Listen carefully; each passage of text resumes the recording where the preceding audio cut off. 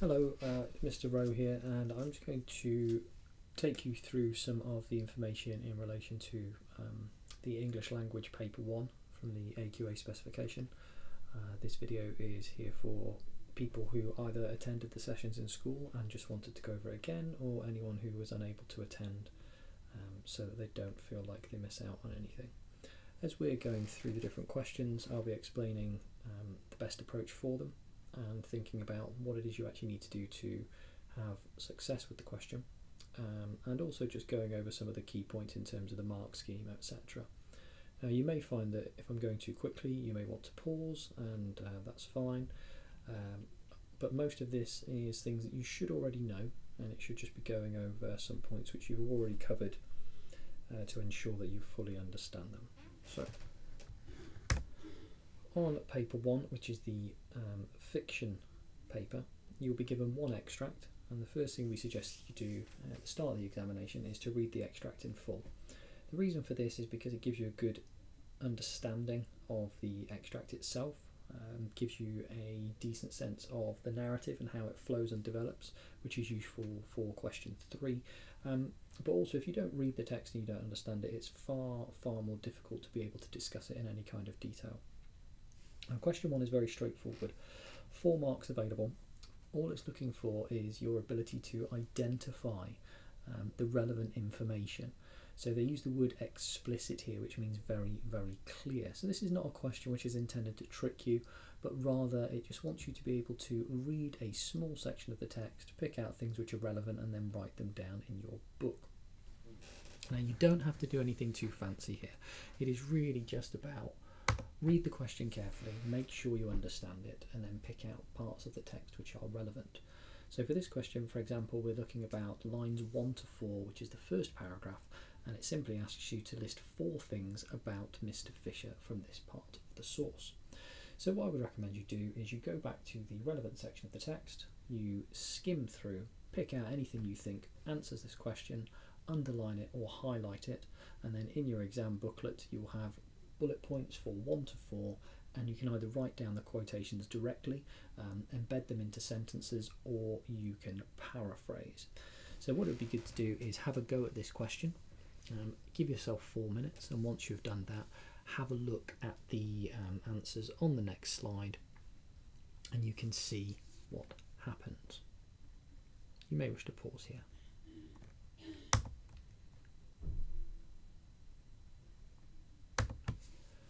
Okay, so some of the things which we learn about Mr. Fisher in this opening paragraph are on the slide you can see in front of you. So you may have picked up on the fact that he lives alone, he lived in a terraced house, his house was small, he lived near the centre of town, he didn't own a car, etc, etc. One thing I would recommend is trying not to list points which are too closely linked. So you don't necessarily want to say he lived in a terraced house, he lived in a small house, he lived in a house which was made of brown bricks, for example, because they're all linked to the same kind of point, and we're looking for things which are connected to the question directly.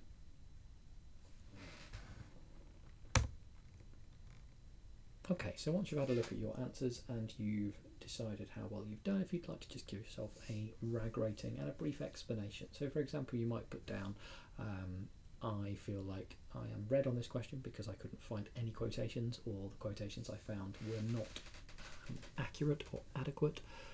You may also want to look at things along the lines of saying, well, I'm amber on this question currently because although I can identify some quotations, I find it difficult to be able to answer the question in the time limit.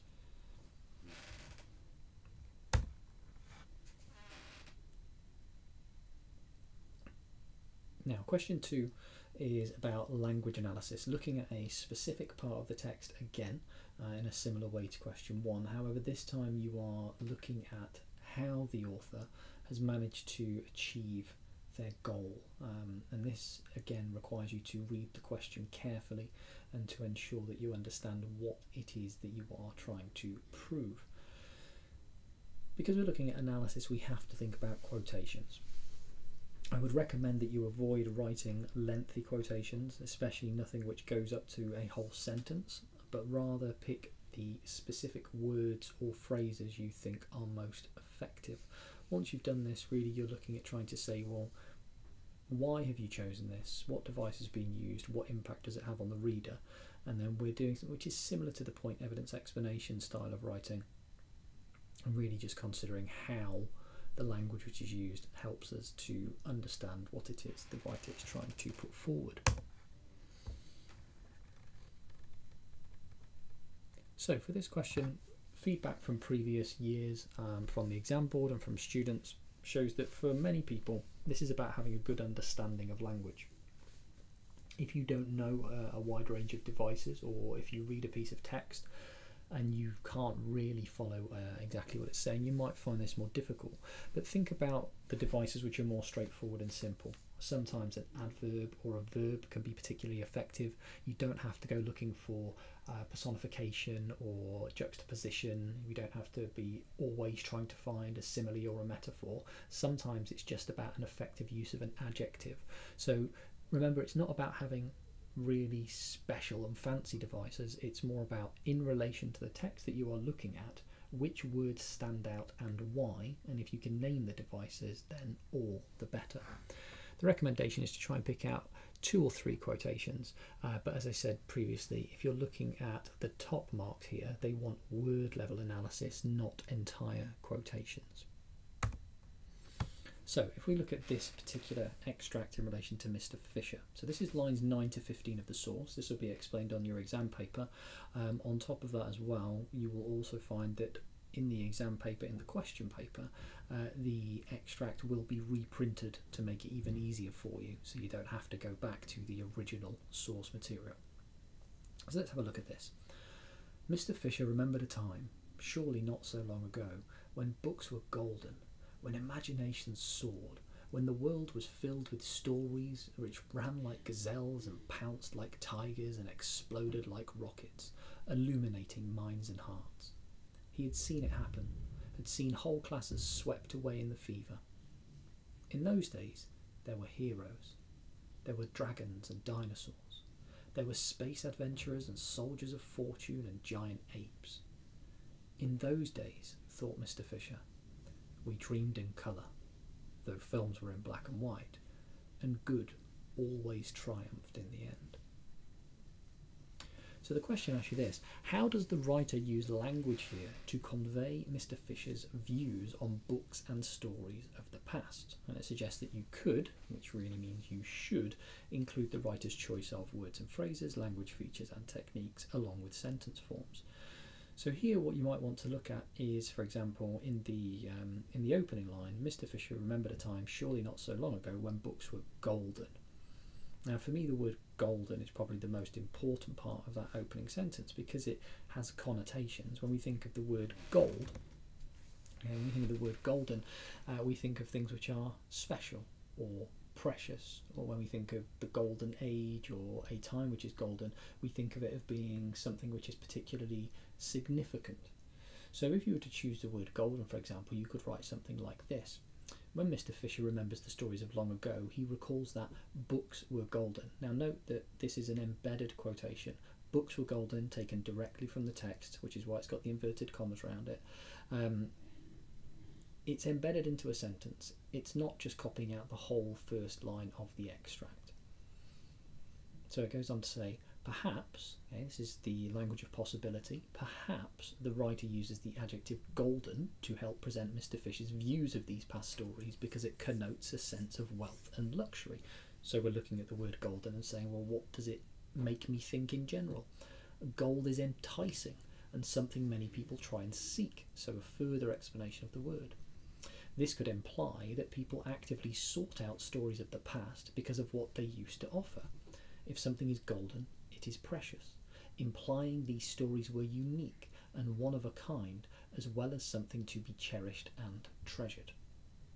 Now, you can see that this is quite similar to point, evidence and explanation, as I've said before, but it's more about the explanation and digging into the quote which gets you the marks. You don't have to write a huge amount for this question. You just have to make sure that what you write is clear, it's well reasoned, and it really puts across your point in the best way possible. So I think it would be a good idea now to stop and to plan for the second paragraph. Obviously, the session should have done this together. Otherwise, write down some ideas, pick out some quotes, annotate them on the page, maybe do sort of small spider diagrams and annotations to get your ideas together. But really think about why you have chosen those quotes and what they mean to you before you attempt to write your response. And you may wish to pause here because I'm going to move on to question 3 shortly.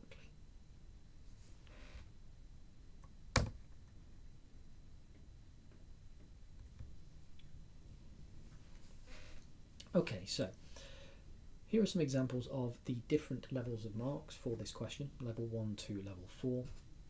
I won't go through them in full, as I'm sure you're able to read them for yourselves, but if you just start in the bottom right and work your way from right to left and then up to the top right hand corner to the top left hand corner, just to see that these are very similar in terms of what they are saying. They're using the same quotes, they're making the same point. It's about how the student has actually put their point across which makes the impact. Okay, so if we're looking at that level 1 mark, he likes the books because he says golden. There's no explanation, there's no mention of a device, there's no indication of why the student thinks the word golden is important. And again here, the writer says the stories pounce like tigers, so they must have made the reader jump. There's a vague attempt at trying to explain what the word means, but they haven't gone into any kind of detail. If you compare that to the level 3 response, which is just above it, straight away the writer uses the adjective golden to suggest that Mr. Fisher has a positive, glowing view of the books of the past. So there we've got a named device, we've got an embedded quotation, and we've got an explanation of it. Obviously you could go on to say more, but if you're thinking about the time pressure in the examinations and how sometimes you might be struggling to get all of your ideas down, don't feel like you have to over-explain one point in order to get your point across to the examiner. If your points are clear, if they're concise, they're coherent and they make sense, you will get the marks. Now I think maybe just spend a moment reading through that level 4 response so you can see the way that it flows and the depth of the understanding the student has shown, to see how that top level response comes about.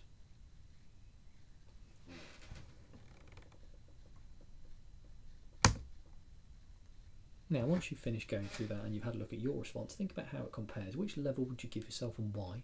What do you think you need to do to improve your response to this question? And again, if you want to give yourself a RAG rating, just to have that as a point of reference for when you either speak with your teachers again or when you come to these questions in the future.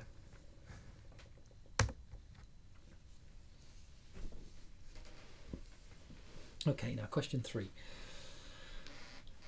Question 3 probably causes the most trouble for students because the concept of structure is something which has been probably taught to a lesser extent because of the fact that it didn't used to be on our specification and we never really used to consider it in as greater detail as we do now. In essence, it's similar to the language analysis questions. It just shifts the focus from necessarily the words that are used to the organisation, to where our focus is drawn at different points by the author. So when we're thinking about the structure of a source, you need to think about a couple of different things. Firstly, how does it open?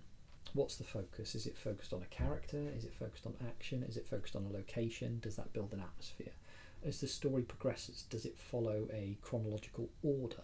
Does it move from one point to the next in a way which carries the reader along, or does it move back and forth either in space or time, or does the story seem to go full circle? Does it start at the end and work backwards? Do you find yourself at the end of the story feeling like you've got all of the answers, which could give you a sense of denouement where all of the loose ends are tied up? Or is it ambiguous? Does it leave things open and therefore feel that there are additional mysteries to be solved? And this point here, as it says at the bottom, is that one big question is to ask, what is the reader learning from each thing they are shown? So that could be a focal shift from one character to another, from one location to another, etc., etc. Now here we talk about what went well previously. So focus on shifts in focus. These focal shifts, easiest way to spot it is to think about where are their paragraph changes. Okay, and when the paragraphs have changed, thinking about the reasons for paragraphs to change. So when you're talking about time, topic, place or person, has this been done for a particular effect? Has it been done to draw the reader in? So an example I might use with my classes is to say, if you have a setting of a graveyard at night and it's really misty and foggy, that could create a sense of tension. It could create a sense of unease. If the character is then introduced and the character is a young child who's on their own, there's going to be a sense of apprehension that something bad might happen to the child. However, if it's the same location, in the same situation, however, the character who then comes into the location is someone who's dressed all in black and seems to be moving quite suspiciously from place to place, you wouldn't necessarily feel fear for the character, but you might feel a sense of intrigue as to what they're up to or why they're there. And that's just a generalisation for this kind of question. It's not linked directly to the Mr. Fisher extract, it's just a way of explaining it.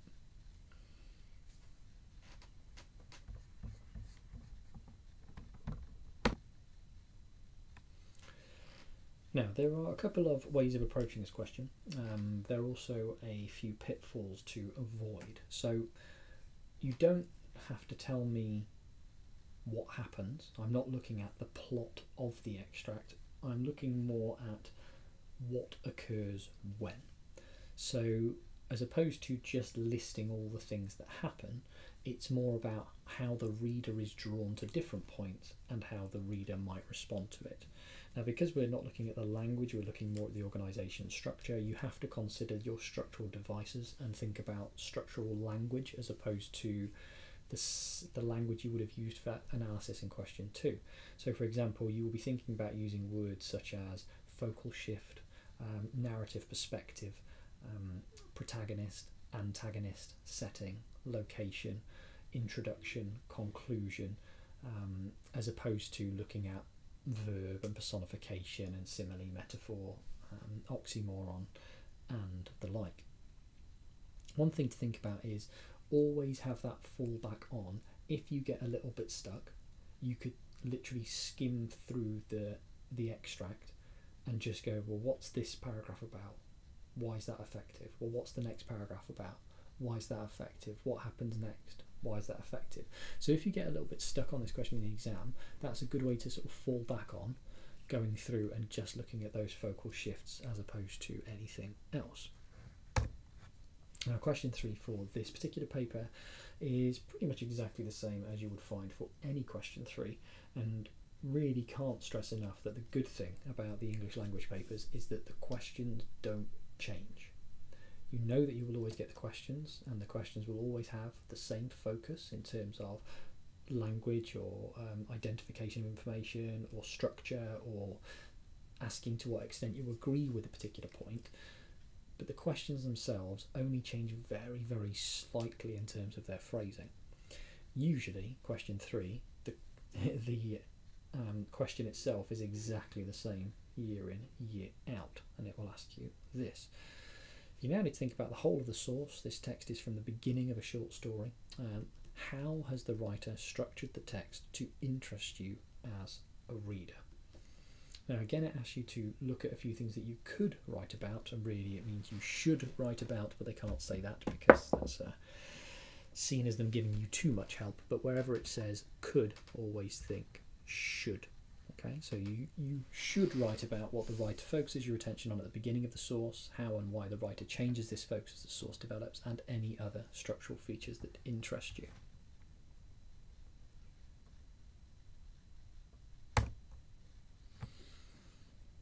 So in this example you can see this. The writer begins by introducing readers to Mr. Fisher and the way he lives his life. By zooming in on Mr. Fisher's isolation, saying that he lived alone in a small terraced house and the fact he did not own a car, the writer is telling the reader that he must be quite reclusive, even solitary when he is not in school. Perhaps we are shown this first because it establishes a bleak and melancholy atmosphere. This atmosphere is further emphasised when the writer changes the focus of the reader's attention to Mr. Fisher's internal thoughts and the fact it had been a disappointing term. We learn that, and obviously you would expect it to go on. Now, a couple of key points here. I think you can just about see, there we go, you can see my cursor. So here you can see that we have got embedded quotations. He lived alone in a small terrace house and he did not own a car. No explanation of the language, no discussion of particular words, just saying these are the quotes which I think are important when we're introduced to the character. And this explanation here, the writer is telling the reader that he must be quite reclusive, even solitary when he's not in school. So here we've got a little bit of inference. Now, this is the point which really gets you the marks. So perhaps we are shown this first because it establishes a bleak and melancholy atmosphere. So there, that melancholy atmosphere, the introduction is setting the tone. It's bringing us a character, it's allowing us to make some predictions or some assumptions about him. And the marks for this question, because it's about how is it structured, well, by looking at Mr. Fisher first and seeing that he's quite solitary and it makes us feel a little bit sorry for him, that's effective, because later on in the extract we see how positive he becomes when he reads a particular piece of work which is better than he imagined. So by having this as a setup at the beginning, it makes that ending far more impactful. Okay, so what I would recommend you do is to have a look through, as I say, skim through, looking for those distinct changes in the text. And as you find them, make some notes on your sheet. Think about what you're going to say. So not just what happens, but what happens, how you know it happens, and why you think it is effective. And looking at those focal shifts above and beyond anything else, not worrying about the words themselves. Okay, so if you'd like to have a think about that and have a go, maybe pause the video for a few minutes and then come back and we will look at the rest of the paper.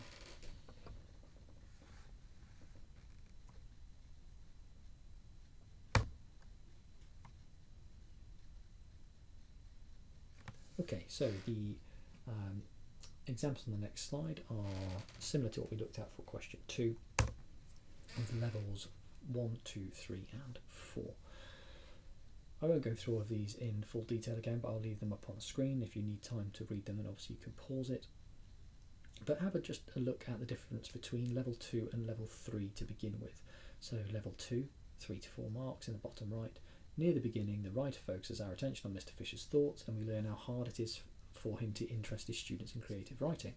Then it says Mr. Fisher remembered a time and the focus switches to the past when the boys liked stories, so it shows it was different then. Now, this student, all they've done is identified where they can see a real shift. He looks back in time in his mind to a previous point. Well, that's a focal shift. That's done for a reason, to allow us to gain a greater understanding of the character, to really understand his plight and the things which affect him. So although they haven't written a huge amount, they are picking out the relevant information and they are giving their opinion on it. So when you move to the level 3 response, you can see that they're just explaining the same points in a little bit more detail. After some background information about Mr. Fisher at the beginning of the source, the focus shifts to his thoughts about teaching. And see that language there, the focus shifts. We learn how difficult he finds it to engage his students in creative writing. The middle section of the text, starting Mr. Fisher remembered a time, switches to the past when whole classes were swept away with enthusiasm for reading before then coming back to the present time again. This flashback is important structurally because it gives the reader a comparison. At this point we can see how Mr. Fisher thinks the past was so much better, which therefore emphasises how bad teaching is for him now. Here they've identified the points and they are giving a brief explanation of why they're important, but they haven't really delved into it in enough detail to push it to that level 4, thinking about specific impacts on the reader and why these shifts are of particular importance in relation to this question. I'd recommend reading through the level 4 just to see how it continues to embed quotations but develops the points in more depth and detail. Now once again, if you could just rate yourself on your understanding for your point of reference so that we can then use this when we are moving forward, thinking about which questions to focus on in the future.